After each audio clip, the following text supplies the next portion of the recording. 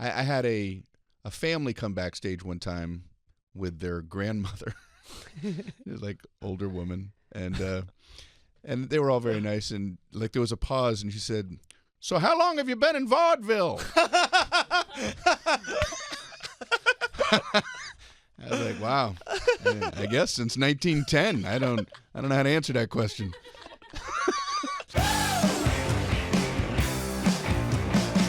Seems like having kids is a good way to make good decisions, to like force yourself into good decisions. Did you find that? Like it really got you to straighten up and... Well, I mean, as soon as I knew our son was going to be born, that's when I got life insurance and all that sort of thing, because it's like it's not about you anymore. Yeah. It's like there's this other human being who demands that I be a better person than I am prior to knowing that I have a child coming. It forces you to step up to the plate. You meet people out on the road, and especially right after your first child is born, and they go, "I've got a little one at home too," and then they show you a picture of their dog. Oh, yeah. What? And it's always like a little awkward where you go, "Are we really talking about the same thing?" Or your baby is very ugly. Yeah. Right. And then, you're trying to be polite. Wow. So we're sharing in this thing. Yeah, you got a dog, and I have a human. Oh my God. I have a little baby human. Yeah, the whole dog as babies things. I mean, my dogs definitely gave me a new sort of responsibility that I didn't feel prior to having dogs, but I would never put them on the same level as that. And even I will go as far to say when I talk about having dogs and then someone comes up and shows me a picture of their dog, I don't care. There's literally, I don't know that I've ever seen a dog that I've really been like, wow, Yeah. Sorry, Noah. Like, I realize there's people in the room that have shown me their dogs. I know you don't care about my dog. And I still, even when I'm showing the picture, I do know. Yeah. There's no way you care. It's hard to be taken aback at a photo of a dog where you go, "Oh my God!" I know. It's unless they're doing something. I think it'd be easier for me with the dog than the baby. Like if a stranger is showing you their baby, it's like, yeah, that's just another stranger you're showing me. Oh yeah, like it's a new. Which is weird as well. Yeah. I mean, I get that. Like I remember looking at pictures of babies before I had one and go, "Why are you showing me? What am I supposed to say?" Yeah. It's a day old. It's got a hat on and a blanket, and I just see this squished up face. What do you want me to say? Yeah, looking good, killing it. Your baby's wow, killing it. Look at that! Look at that baby with a little nose and everything. God. Yeah. What is the best? Because I always hit that scenario where someone's showing me a newborn baby, and I go, "You haven't prepared for that. You know this is coming. Mm-hmm. Let's think of some what are the best? Looks fresh." Yeah. So young. Oh my God, that baby looks so young. That thing like looks that's new. a compliment, right? To say you look young. Yeah, that is good. They don't look like a parent, so you can't be like, "Oh, she looks silly." First of all, she looks rested. Maybe something like that.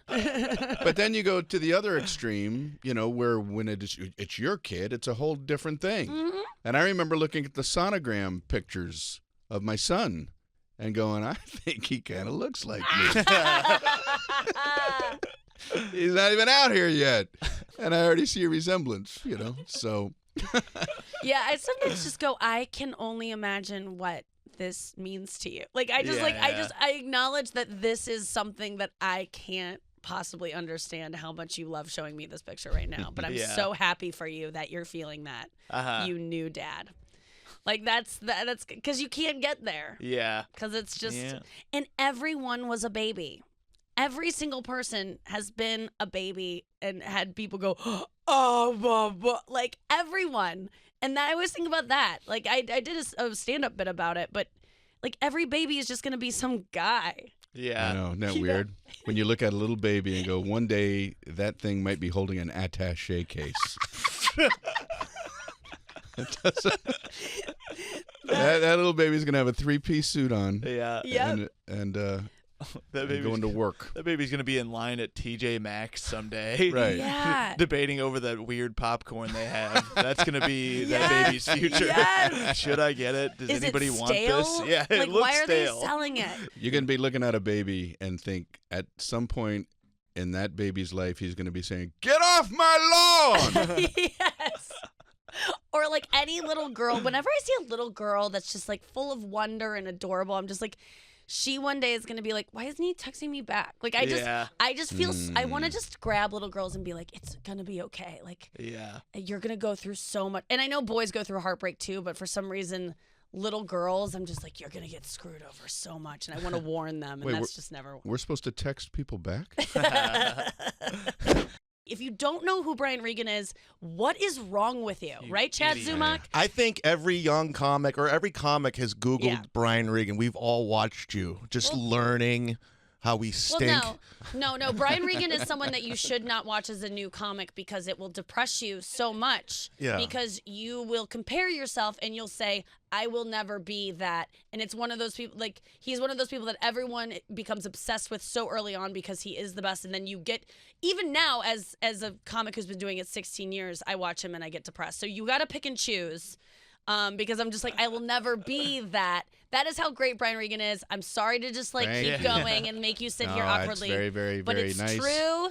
And but I just love you, and I'm so excited that you're here right now. That is very, very kind. I'm worried that no matter what I say next, people at home are going to go, that didn't sound very funny. Yep. That's always what happens. That's always, I mean, how often does that happen to you? No, that's incredibly kind words. Well, it's true. Thank you very much. You know, Ron Bennington. The great Ron Bennington. The great Ron Bennington. He thought it would be funny one time to bring me up with an intro that no one could possibly follow. So he said, ladies, this is in a comedy club. He goes, ladies and gentlemen, this next comedian, I don't know how to say this, but I'm telling you right now, within 10 seconds, you will literally fall off your chairs. You will be on your back laughing at the top of your lungs. I guarantee you, within 10 seconds, you're going to go, this is the absolute funniest guy I've ever seen in my life. So I went on stage and, of course, bombed after that. You know, like, how can you possibly follow that? 10 seconds. 10-second rule. You get your money back. I love that. He was just being playful. That's so funny. It was fun. One of the worst intros I ever heard, and I'll never forget it because as soon as I heard it, I was like, remember this forever. It was in Mason City, Illinois, the smallest comedy club I've ever been to. You've been there, Mason City Limits. It was like an old, it's not around anymore. I mean, this town was literally a couple hundred people in this town in Illinois. And the guy brought up a guest spot, and he goes, hey, this next guy just sent off a tape to Letterman, and we wish him a lot of luck with that. Keep going. And we wish him, sent off a tape. Wow. And we wish him a lot of luck with that. Wow. That's so good. One of the ones I heard was an MC asked a comedian, what should I say about you? And the guy said, tell him that this was back when Star Search was on. Sure. Tell him that I might be auditioning for Star Search in 6 months. Wow. This guy, he might be auditioning for Star Search in 6 months. He hasn't made up his mind, but it might happen. It might happen that he might audition for Star Search. I got one the other day where this guy was like, all right, your next comic, I've actually never heard of this guy. Let's give it up for Tom. Wow. I've never heard of this guy, but I've heard he's good. Yeah. You couldn't have just it's it's Richie Minervini, very funny comedian from Long Island. When I first went out on the road, he had told me, hey, because he ran a club in Long Island, he said, if you're ever in town, give me a call. So I decided to go out and try to get into comedy clubs, and I gave him a call. And there was a bunch of comedians on the show, and he gets on stage, and his intro of me was, you know how sometimes you come across somebody, you meet them, and you say, hey, man, if you're ever in town, give me a call. And then you expect that's kind of the end of that. Well, this next guy, he called. So please welcome Brian Regan. I actually love that story because that was so funny. That's true. I mean, most of the time when you say, hey, because I do that a lot to comics I meet on the road. I go, if MCs I work with, and I go, if you ever want a guest set or if I'm ever in a town where you happen to be, you got one. Just follow up. And I really do mean it, but so few people actually are the squeaky wheel and ask for things when there's opportunities. And I think that's, and when people do ask me for things, I always go, I'll at least give them one shot. I'll go, yeah. Like, even if I've never heard of you, for a guest set, if I can give it, I will give it, because I like people who ask for things and believe in themselves. Were you like that coming up? Did you? It sounds like if there was an opportunity, you called, you would drive out of your way to go do gigs. Yeah. I mean, Well, I'm going to date myself, but when I first went out to try to get into comedy clubs, you had to go to the club. Yeah. You know, there was no. This was pre-VHS tape. Wow. I remember when VHS tapes came around and people were going, now you can just send a tape. And I'm like, you got to be kidding me. I literally would take Greyhound buses to every comedy club I could get to and go on and just do a guest set and see if they would book me. Yeah. You know, but it was thrilling. I mean, that was part of what was thrilling. I'm this young guy and I'm taking buses to these little obscure towns and going on at the Chuckle House and some goofy little city and seeing if they'd book me. You know, so that's how I had to do it. I agree. I think I look back so often on those bus trips and staying in comedy condos and showing up at clubs and not knowing Way who to describe my career. I mean, yeah, your current career.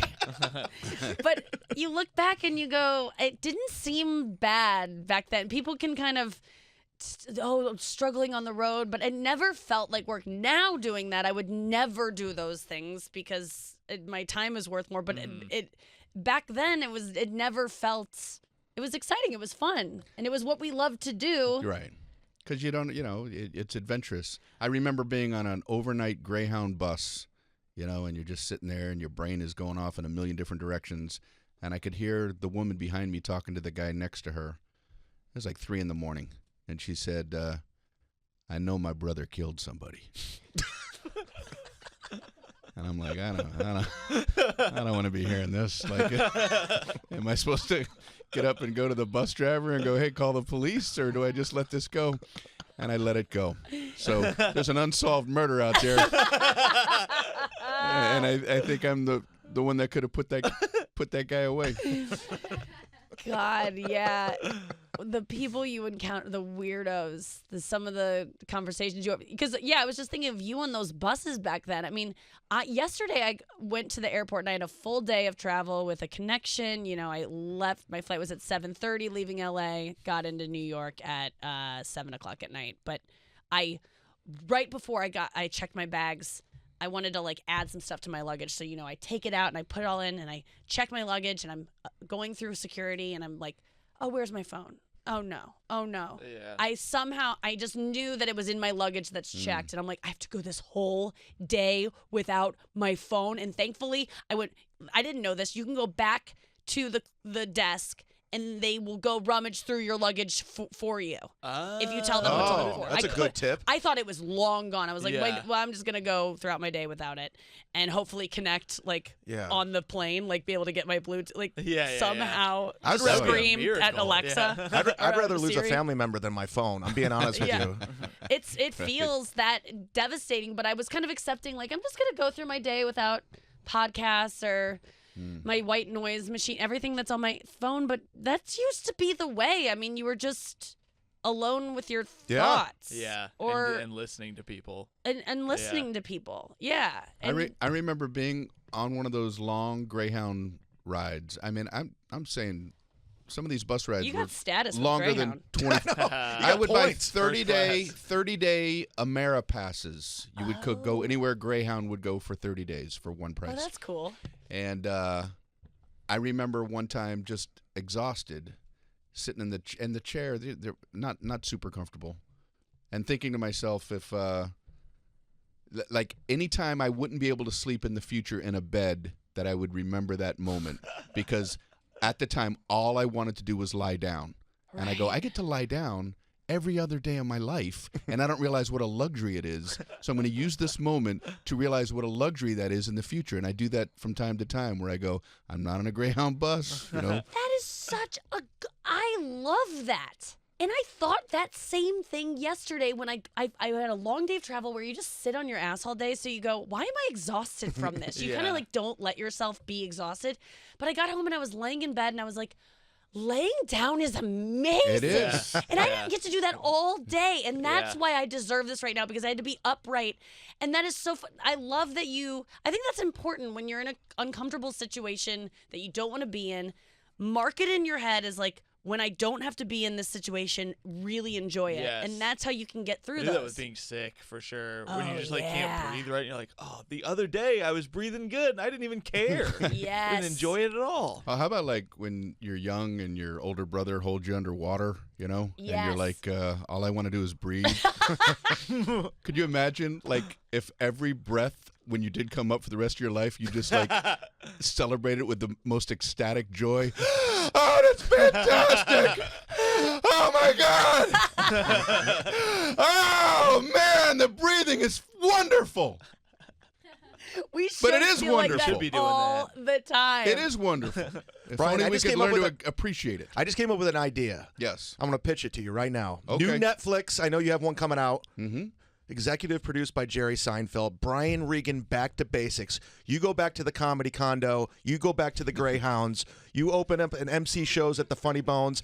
Document it. It sounds awesome, right? Thanks. That I feel like the sounds Tampa like Funny Bone came up with this terrible. idea. Thanks for the suggestion. Chad just wants someone else living his life as an adult man. You're gonna get $200 a week. Get the feeling we're going to switch places in this pitch. It's like a fish out of water. It's a fish out of water Yeah, series. You stay in your pond and you let Brian stay in his tank, okay? Enough out of you.